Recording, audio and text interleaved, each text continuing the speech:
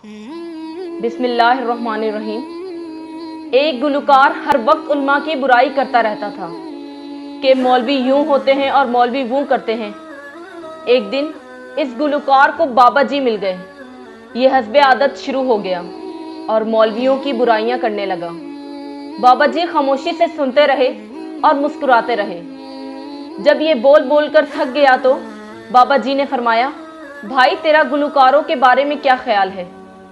कहने लगा, गुलकार तो बहुत अजीम होते हैं, अपने गीत से लोगों को खुशी और सुकून पहुंचाते हैं। बाबा जी ने फौरन कागज़ का एक टुकड़ा निकाला और उसके सामने रखकर फरमाया, बेटा इस पर लिख दो कि जब मैं मरूं तो मेरा जनाजा मौलवी से नहीं किसी गुलकार से पढ़वाया जाए।